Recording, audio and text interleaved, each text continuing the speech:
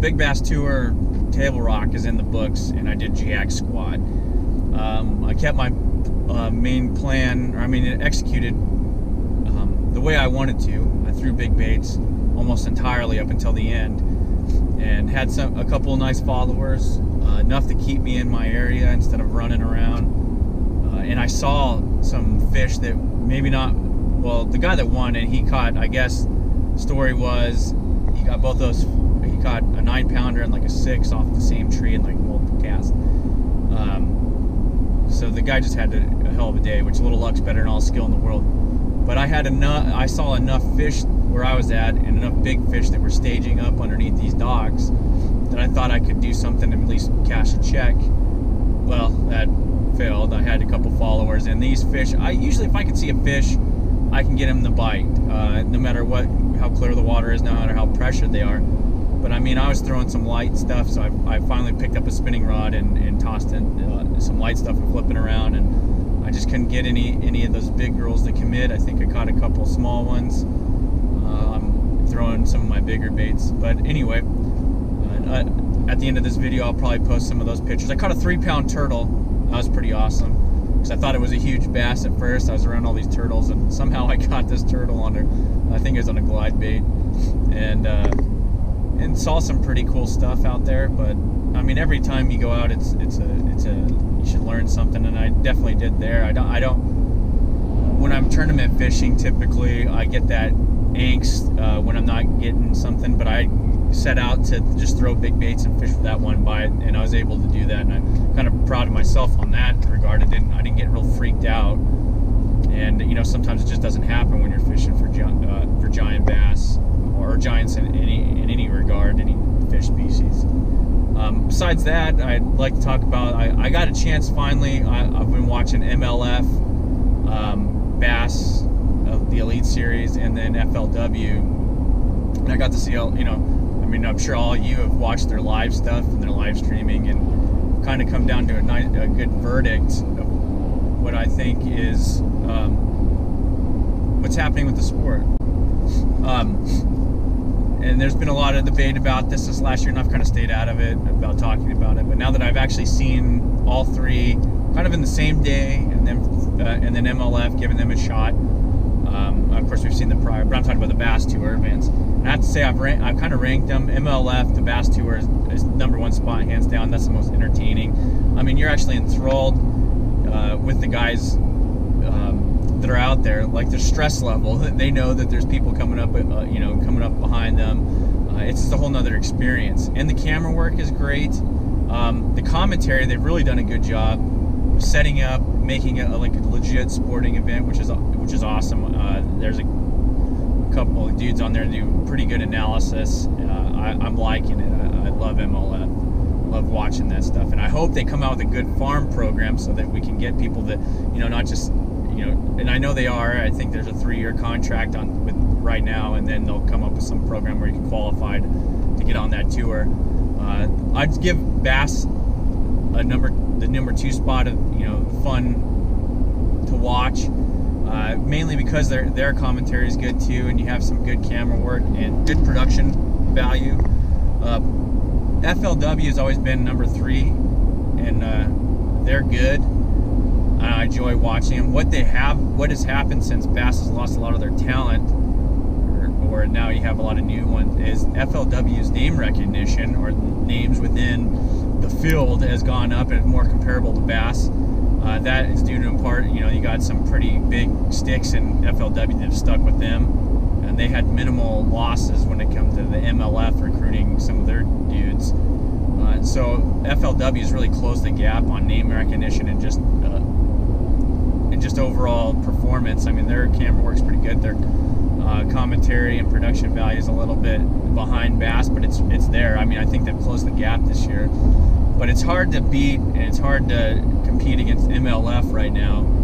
They have all more of the big sticks, plus what they've done production-wise is just it's great. And I can't wait to see what's next, or how they're gonna make qualifiers so that they can keep getting talent developed, or are they going to continue to use these other leagues as a farm program? I don't know.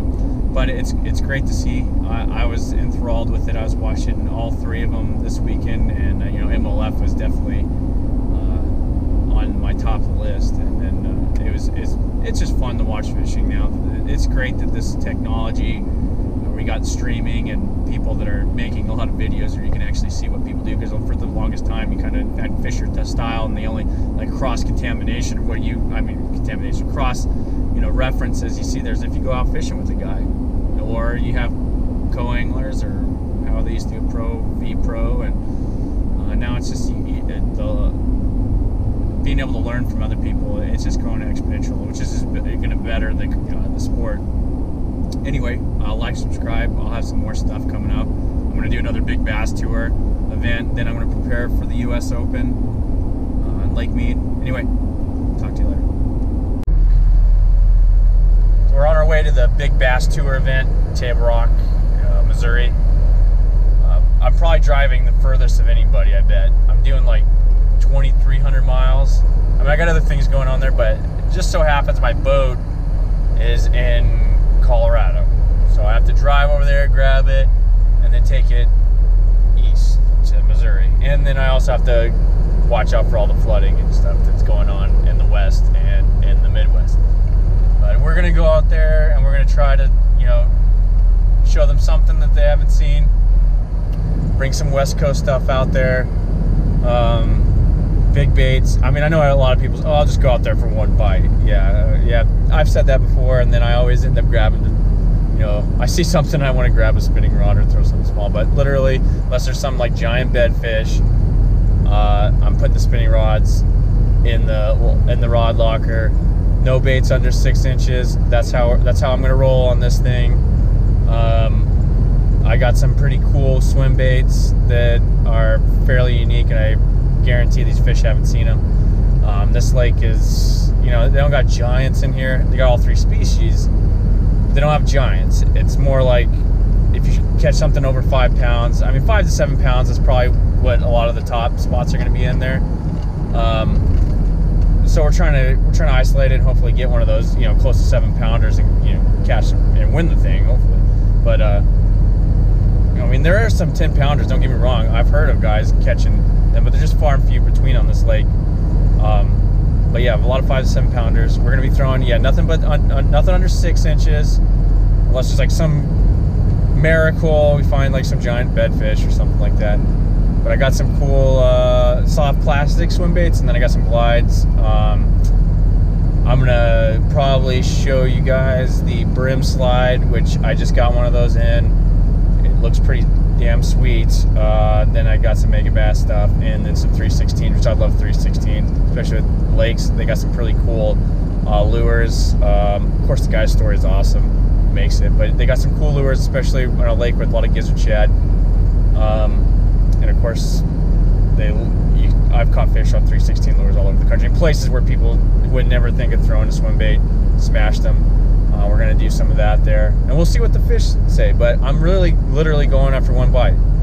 But this is gonna be a hell of a journey. I've literally got to drive 2,300 miles in just a few days. It's gonna be hell, but we're gonna get it done. And hey, part of me is like, well, maybe I shouldn't do this, but I tell myself that stuff all the time, and I never make it to these tournaments. So I'm going to do it. We're going to push through, and we're going to get there, and we're going to try to win this thing. Hopefully I'll get some good video, and we'll show you some stuff. Especially, I'm super excited about that brim slide. I mean, that thing looks like it's just a masterpiece. From what I've seen. Of course, I haven't seen one in person, but I'm just fortunate enough to get my hands on one, and I'm very excited about throwing that thing. And then I got my little, I'll take it back. Okay, maybe I'll have one bait that's under 6 inches. My gear on, my Jackal little glide bait. It's like, I have a silver one that looks like a shad. I mean, that's what I tore them up on Lake Powell with, at least the largemouth on Lake Powell. And it's just a super awesome bait, especially when you have shad around. This lake is primarily that's what the forage is. So that's my one exception. Promise, that's my one exception. Gear on, or however you pronounce that thing. But I'm just super successful with that bait, and I'm gonna have that on. But it is a glide bait. It is a swim bait. and not like the little swim bait these guys talk about, like a Kai tag, which I consider, like when I was a kid, that's like a grub, and a swim bait's like something that's like 6+ inches or something like that, you know, coming from out west. But now I guess that's a swim bait. Grubs are grubs, whatever the case may be. Anyway, well, it's beautiful out here. I'm out west, got some cows and stuff, deer, and up here in North Dakota, Montana, a lot of flooding. Anyway.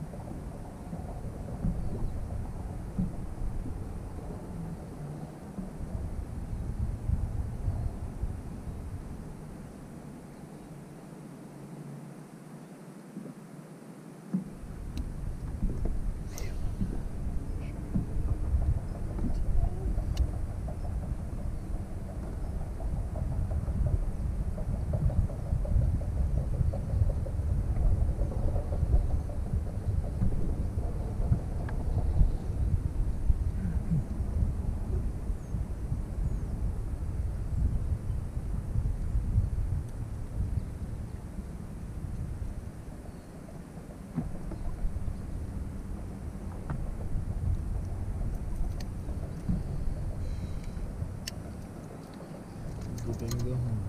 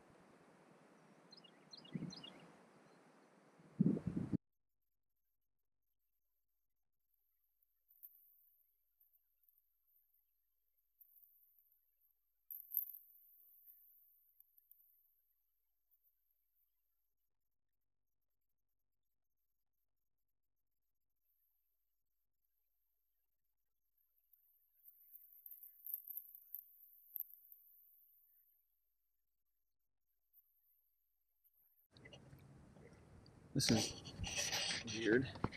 Damn turtle.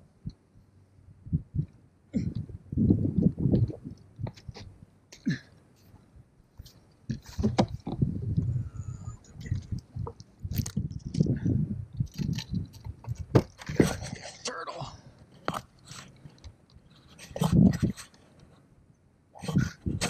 No, unhook him. It's okay, dude. I got you. Hold on.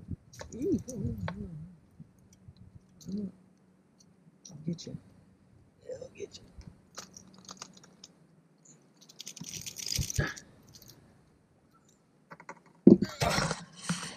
Poor dude. I don't know what he's thinking.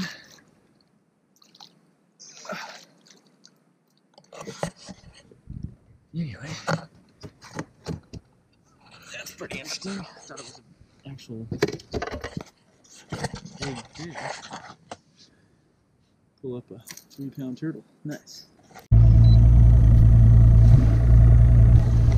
We're already on the second day out here, and it's not looking too hot.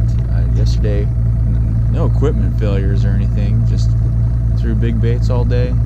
Didn't catch anything till the last bit of the day. Then I started seeing some pre-spawner staging, some fish that potentially, win me a check here and there. So we're gonna try to target them a little bit, maybe run and gun. I'm still gonna throw big baits. All it takes is one bite, and that's what you prepare yourself for when you're doing that. Is days where you don't get anything, or I take that back. I caught one fish yesterday and a 3-pound turtle on glide baits, but other than that. Found a couple of black widows in the toilet around here, which is pretty scary in the middle of the night trying to do your business. And the lake's beautiful, just fish are just kind of in transition, and I'm fishing a lot of the clear water portions. I think if I ran to the dirtier water, I'd probably catch a lot more fish, but like I said, one bite, that's all we're looking for. And if that's all I get this whole trip and it's the right one, then it'll pay off. That's the kind of mindset you have to have when you're throwing baits like this anyway. On lakes, especially on lakes that generally don't produce, any double-digit fish. We're talking about, 4 to 8 pounds is probably you're topping it off here. I mean, there are a couple a little bit larger, but legitimate 8s. Anyway, stay tuned.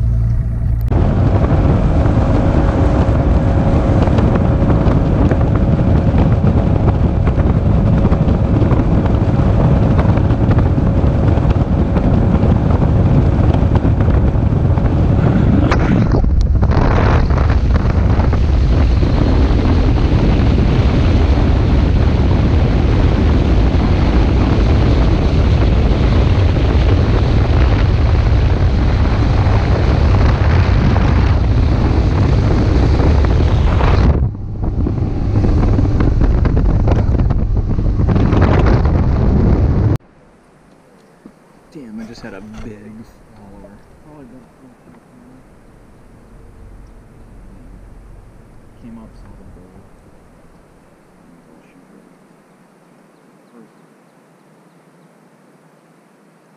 That's really good fish I had. Well, I had one earlier. Oh, this is the first one to come up and really take a good look at it. Of course, one is too late for me to follow him up because once he saw that really. And there's another one. Hang on.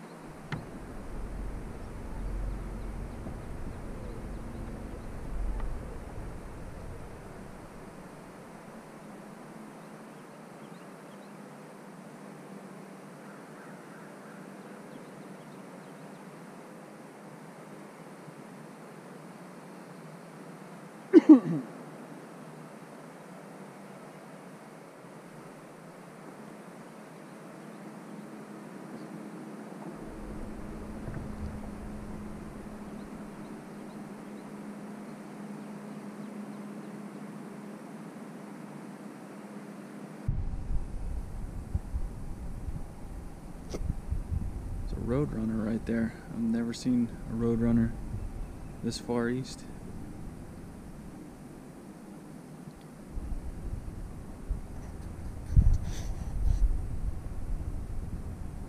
Cool. There's a few beds.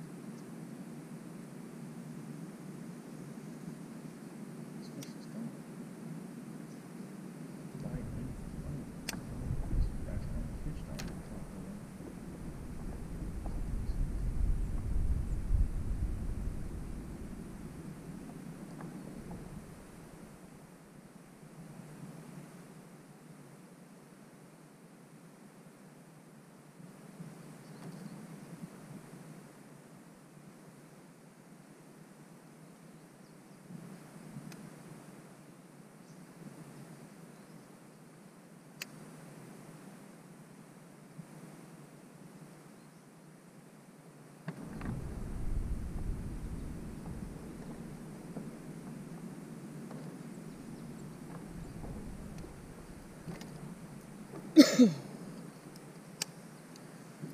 for life, me cannot.